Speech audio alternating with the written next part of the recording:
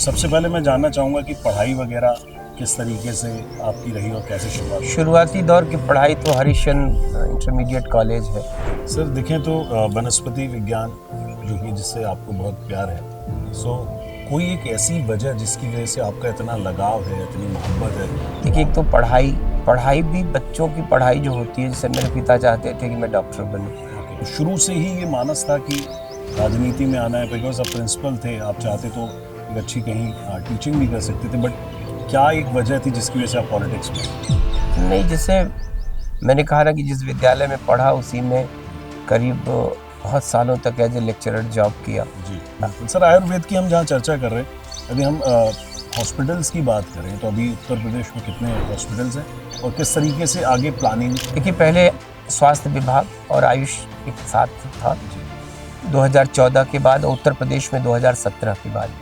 जब ये भी दुर्भाग्य, देखिए सर आखिरी सवाल, हम आज का यूथ जो है अक्सर वो ऐसी फील्ड चूज करता है जहाँ पे थोड़ा सा सिक्योरिटी हो, लेकिन कहीं ना कहीं आपके मन का जो भाव है, आपको लगता है कि पॉलिटिक्स में भी अब अनसर्टेनिटी हो गई है, क्या कहना चाहेंगे वो आप? देखिए, राजनीति, बीच के दौर की राजनीति जो थी वो सत्ता का सुख मान के लोग आते थे।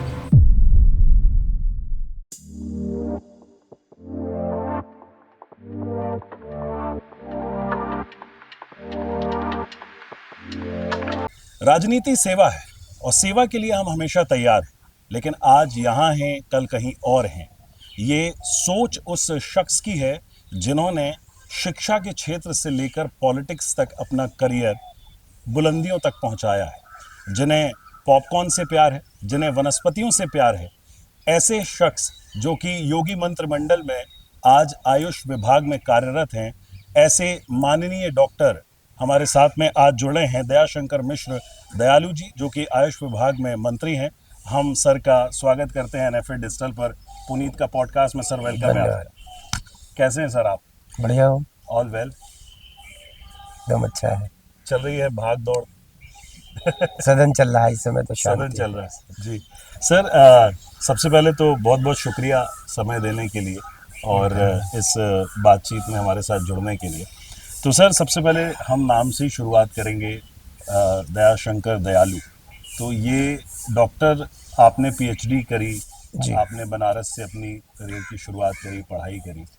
तो ये जो दयालु शब्द है, ये किसी ने आपको उपाधि दी है या कैसे ये नाम पड़ा?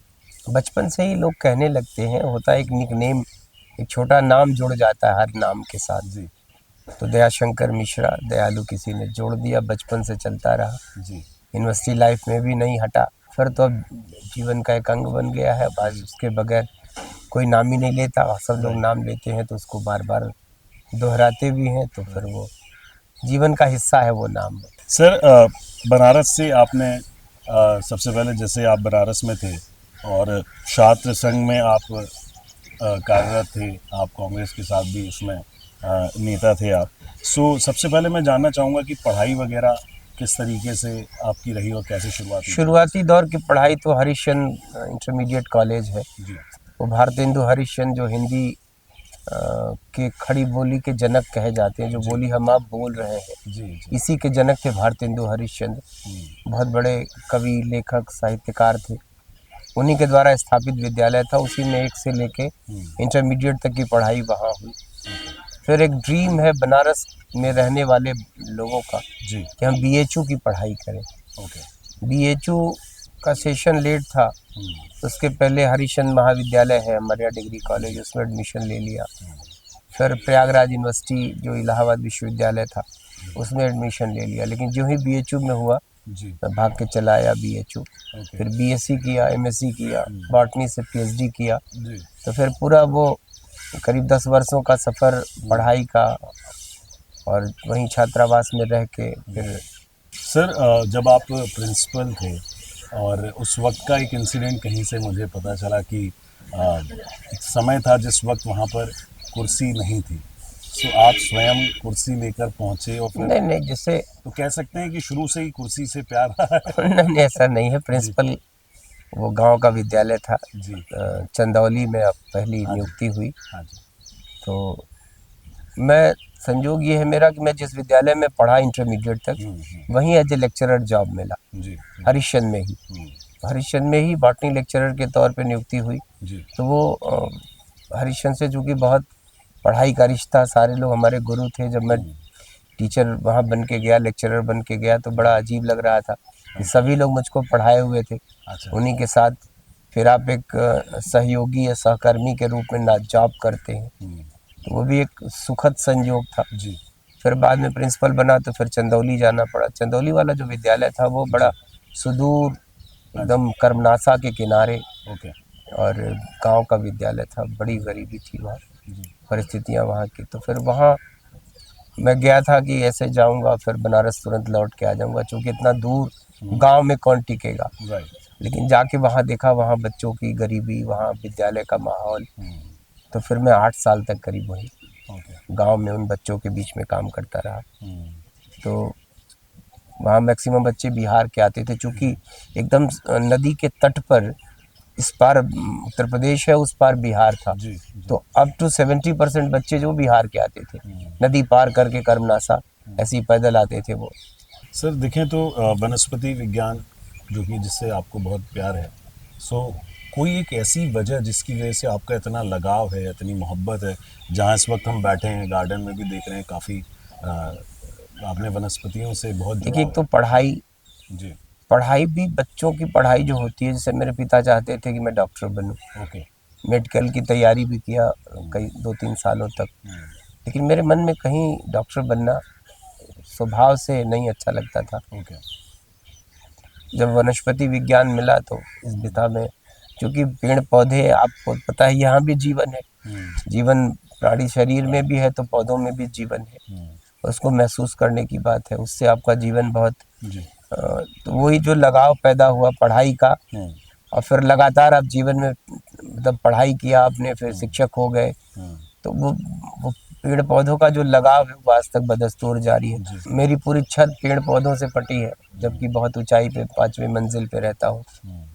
तो एक लगाव है, एक मोहब्बत है मन में उनके प्रति, और उनसे भी जीवन में बहुत कुछ जानने सीखने का मौका मिलता है। सर पढ़ाई आपने बनारस से की, आप जैसा कि कांग्रेस ज़िला युवा अध्यक्ष और राजनीति में, तो शुरू से ही ये मानस था कि राजनीति में आना है, बिकॉज आप प्रिंसिपल थे, आप चाहते तो एक अच्छी कहीं टीचिंग भी कर सकते थे, बट क्या एक वजह थी जिसकी वजह से आप पॉलिटिक्स में आए? नहीं, जैसे मैंने कहा ना कि जिस विद्यालय में पढ़ा उसी में करीब बहुत सालों तक एज ए लेक्चरर जॉब किया। जी तो मैं विद्यालय की पढ़ाई के बाद फिर मेरा जो समय बचता था वो मैं समाज को देता था।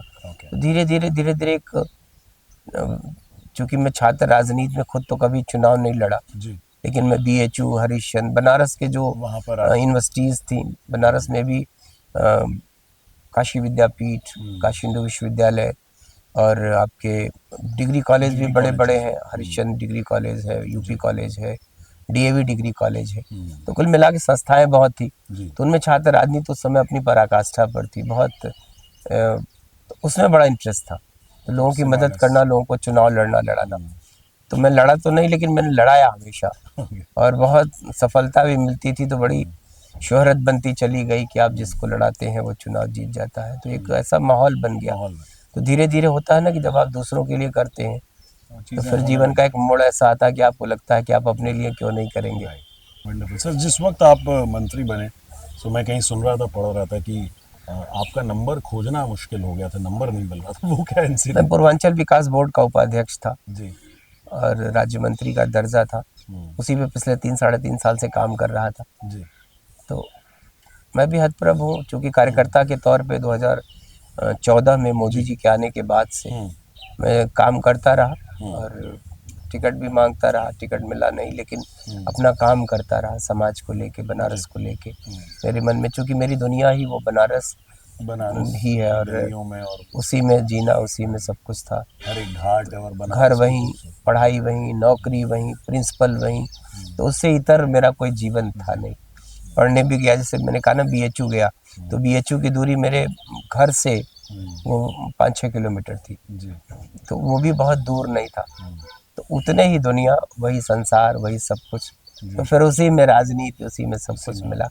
ये काम का इनाम कहीं ना कहीं से मोदी जी की निगाहें ऐसी हैं जो कि ऐसे लोगों को शायद उन्होंने मुझको इस योग्य समझा एक कार्यकर्ता को, जबकि मैं तो एक सिर्फ कार्यकर्ता की हैसियत से काम करता रहा। जी कुछ उसी वक्त का इनाम है। जी कुछ वक्त जैसे आपने युवा उसमें आपने कांग्रेस में फिर उसके बाद बीजेपी में इस तरीके से कार्य किया, ऑल्दो कहीं ना कहीं विचारधाराओं में अंतर तो है, मैंने तो कहा क्या एक पार्टी बड़ा कोई भी डिफरेंस हो, देखते हैं आप? मेरे काम का जो वो तरीका था जी वो आज भी मेरी ज़िंदगी में है। सुबह से शाम तक लोगों के बीच में रहना, हम्म, काम करना, हम्म, वो जो रिश्ता है वो सदैव के लिए है। और जी जो मेरे राजनीतिक रिश्ते हैं वो ऐसे अटूट हैं लोगों से, समाज से, चाहे काम ही वो जो ताकत है लोगों के बीच में बने रहना, सुख दुख का साथी बनना। जी आप किसी राजनीति में या बहुत कुछ तो नहीं दे पाते, लेकिन फिर भी हर संभव प्रयास करते हैं जी कि आप लोगों के सुख दुख के भागीदार बने। बिल्कुल सर, आपके जीवन काल से लेकर अभी हम बात कर रहे हैं पॉलिटिक्स की, हमने आपसे बात करी, आपके करियर की बात करी,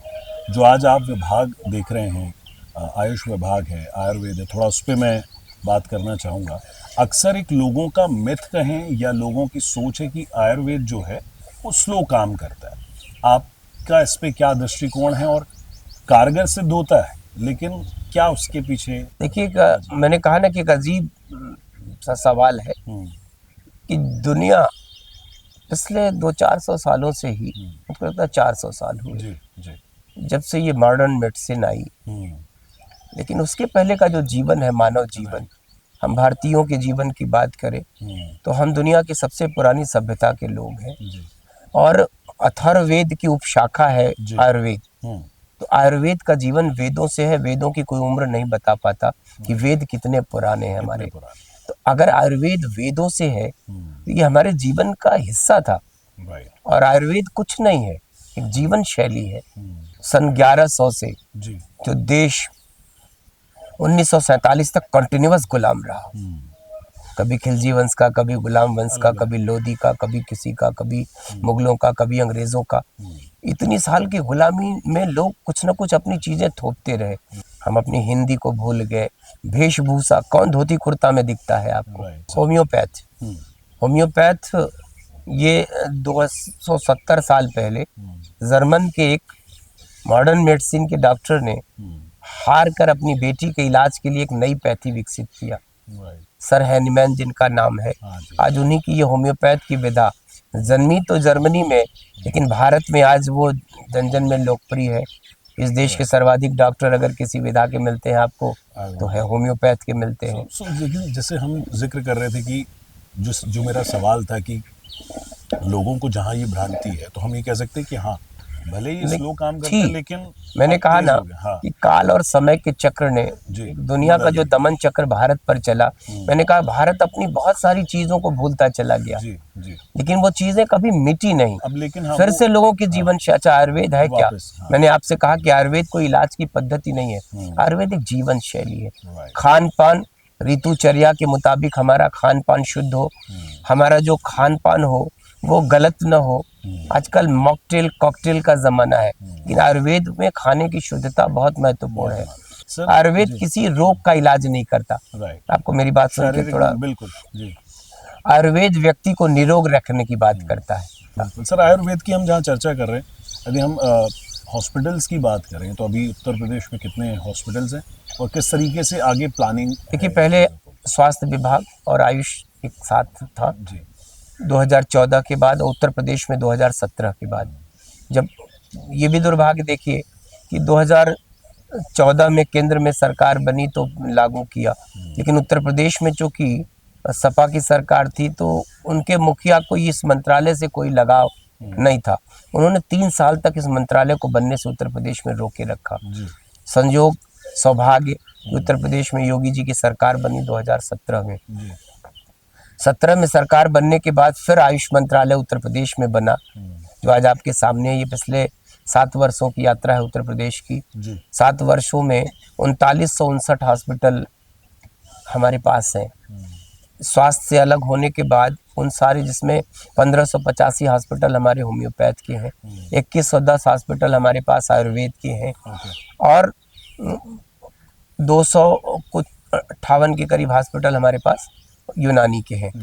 योग और प्राकृतिक चिकित्सा का जो कॉम्बिनेशन है, किसी को ये बातें सुन के बहुत अच्छी लगती हैं कि जैसे आयुर्वेद की विशेषता ये है कि हमारी जो वनस्पतियां हैं, जी। हमारी जो जड़ी बूटियां हैं, हमारे जीवन में इर्द गिर्द, जैसे वो आंगन की तुलसी भी आयुर्वेद के लिए एक बहुत महत्वपूर्ण पौधा है। हमारी जो जीवन शैली है सनातन, सनातन इतना वैज्ञानिक है। आज हम जब एक पौधे के, जैसे आपने अभी देखा कि गिलोय, कोरोना के काल में बहुत लोगों ने गिलोय का काढ़ा, मसाले हमारी जिंदगी है। सर, हम देखते हैं आयुर्वेद हमेशा तन मन का उपचार करता है।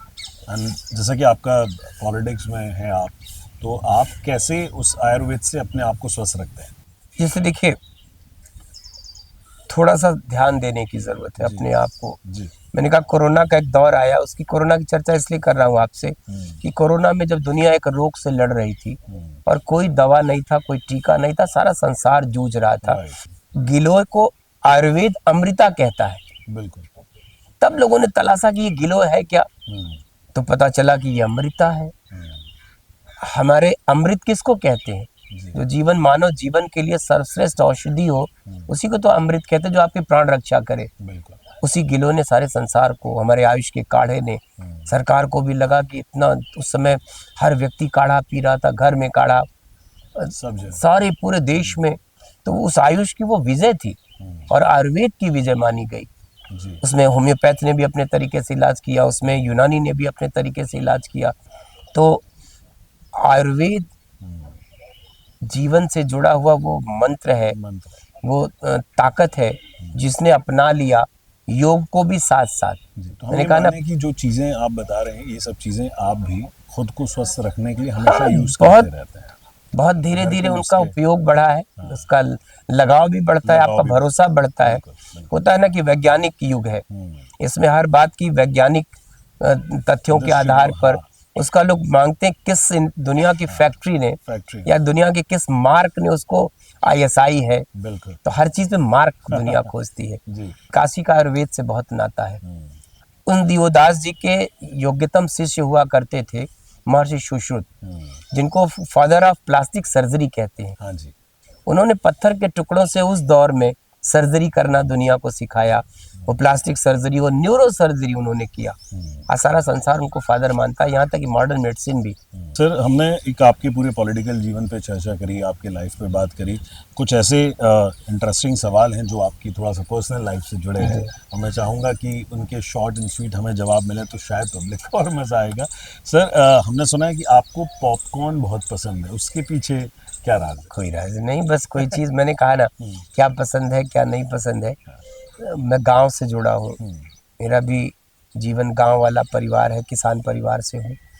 तो फिर गांव से पूरा बचपन आप कल्पना नहीं करते कि छुट्टी, गर्मी की छुट्टियाँ 3-3 महीने गांव में बीतता था। तो गांव की चीज़ें बहुत अच्छी लगती हैं, बहुत पसंद है। आपको बताया कि राजनीति तो बाद में जुड़ गया जीवन में, लेकिन पढ़ाई के साथ साथ, समाज सेवा के साथ साथ खेलों का भी मेरा जीवन है। मैं सदैव खेल से जुड़ा रहा। मैं BHU में भी यूनिवर्सिटी टीम का मेंबर होता था, बॉक्सिंग टीम का मैं कैप्टन था BHU का। तो खेल, पढ़ाई, राजनीति, तो सब कुछ जीने की तमन्ना रहती है। मन में रहता है कि जीवन की हर चीज़ को परखा जाए, देखा जाए किस में अच्छा लगता है। सर, अक्सर हम देखते हैं जैसे आप जिस पॉलिटिक्स में आज हैं, और जैसे हम जिक्र कर ही रहे हैं कि आपको खाने पीने में क्या चीज़ें पसंद हैं, सो मैं कहूँ कि कोई ऐसे आपके कुलीग या आपके जो राजनेता जिनके साथ आपकी बॉन्डिंग हो, कुछ ऐसी पर्सनालिटीज़ यदि आप नाम जिक्र करना चाहें। देखिए, राजनीति में हमेशा ऐसे बहुत करेक्टर हैं इस देश में। हम लोग विवेकानंद जी से बहुत प्रभावित हैं शुरू से। मैं थोड़ा सा वर्तमान का भी जानना चाहूँगा कि जिनके साथ आप रोज़ का उठना बैठना है, या कोई ऐसे कोई लोग। तो वर्तमान में तो अपना शहर, अपने लोग, उत्तर प्रदेश के बहुत महारथी लोग हैं जिनके साथ बहुत करीबी है। लेकिन जो मेरा रोज का जीवन है तो अपने लोगों के साथ ही है। और ऐसे नाम जो राजनीति में कोई नाम लेना तो बड़ा वो हो जाता है। आदर्श तो बहुत लोग हैं जिनके जीवन शैली, जिनके काम करने की शैली इस देश में। अमित शाह जी का जो काम करने का तरीका है, अमित शाह जी ने, मोदी जी ने जिस तरीके से इस देश में राजनीति की परिभाषा बदला है, तो आदर्श तो वही है। बढ़िया सर, मेरा सवाल अगला यही था कि आपके लिए आइडल कौन है, और वो आपने जवाब दे ही दिया है। आखिरी कुछ और सवाल सर जो कि मैं आपसे रखना चाहूँगा, जहाँ हम वनस्पतियों और पेड़ से जुड़े हुए हैं, अक्सर हम देखते हैं सर बहुत करोड़ों पेड़ लगाए जाते हैं पूरे विश्व में, हिंदुस्तान में भी, अपने लखनऊ में भी, उत्तर प्रदेश में भी, बट उन पेड़ों की सुरक्षा को लेकर कहीं ना कहीं सवाल उठता है, उस पर आपका क्या? देखिए, सुरक्षा करेगा कौन? जी छोटे से लेके बड़े पौधों तक का महत्व संसार ने जाना, और यकीन नहीं करेंगे कि पूरा देश वृक्षारोपण कर रहा। नए नए हमारे देश में वो फॉरेस्ट डेवलप किए जा रहे हैं।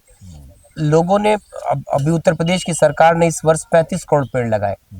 आपने कहा कि पेड़ लगाना बड़ी बात नहीं है, पेड़ों को सुरक्षित करना, बचाना। समाज में आज हर इंसान, आपको देखिए ना, समाज में गुजरिए तो अब आपको पौधों पे चढ़ाने, मतलब लोगों ने गिलोय लगाया है। सर आखिरी सवाल इस पॉडकास्ट का, जैसा कि आपसे जिक्र हो रहा था, आपने कहा था कि हम आज का यूथ जो है अक्सर वो ऐसी फील्ड चूज करता है जहाँ पे थोड़ा सा सिक्योरिटी हो, लेकिन कहीं ना कहीं आपके मन का जो भाव है, आपको लगता है कि पॉलिटिक्स में भी अब अनसर्टेनिटी हो गई है। क्या कहना चाहेंगे वो आप? देखिए, राजनीति, बीच के दौर की राजनीति जो थी वो सत्ता का सुख मान के लोग आते थे। राजनीति पैसा कमाने के लिए लोग आते थे राजनीति में।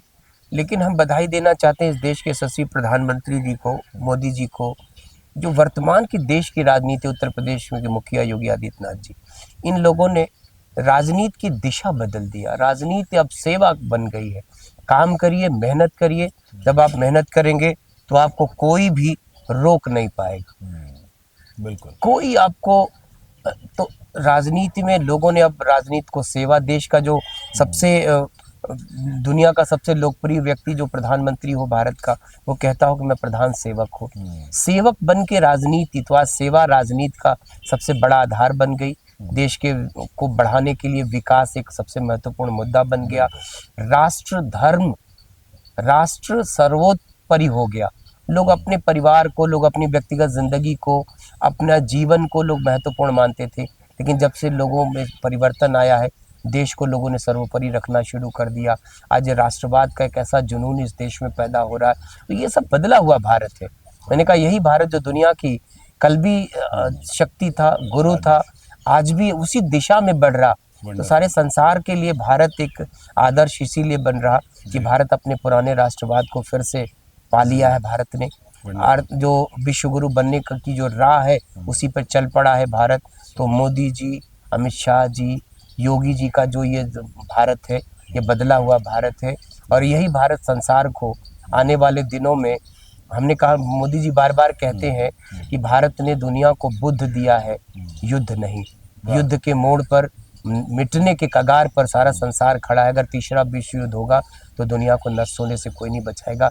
बचाएंगे तो भारत के गांधी, महात्मा गांधी जी का आदर्श बचाएगा, अहिंसा बचाएगी, बुद्ध बताएंगे, भगवान बुद्ध बताएंगे। तो ये भारत की जो, मैंने कहा ना कि भारत का जो सनातन है वही संसार को हिंसा से अहिंसा की तरफ ले जाएगा। क्या बात है। दुनिया ने हमें महावीर और बुद्ध दिया है, युद्ध नहीं दिया है।